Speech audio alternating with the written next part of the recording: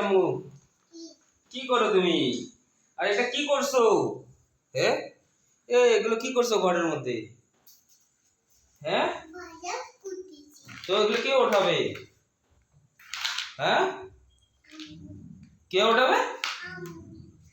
তোর আম্মু ফেলাইছে এগুলো? কে ফেলাইছে? ওটা হলো ভগত মতন। এই যে একটা দেখো। চুপ। হুম। এই রুমা, তাহলে সবজি হয় না কি, ডাল আর কি বানাচ্ছো? আরে পালং শাক, তোমার তো এগুলো পয়সে যাবে এগুলো। হ্যাঁ, আমি দিনের বেলা বানাই খাইছি। এটা এগুলো দিনের পয়সে বেলা তোমার খাবো, রাতে বেলা তো এই সবজিগুলো তবে এই সময় পয়সে সবজি যাবে। বানাই দেবো অল্প অল্প করে। হ্যাঁ, সবজিগুলো পয়সে যাবে না এইভাবে।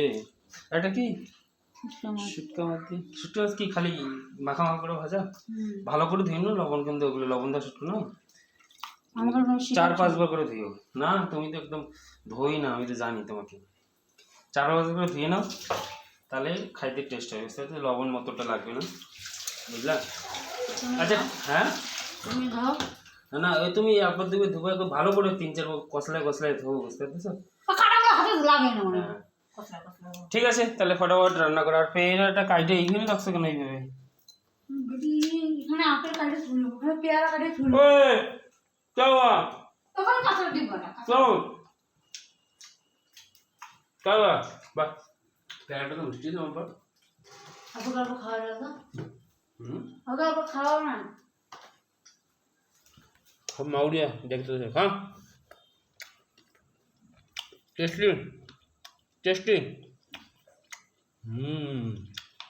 Wow tasty. হ্যাঁ, চলো চলো রান্না কর ফটাফট। চলো টাটা, বাই বাই।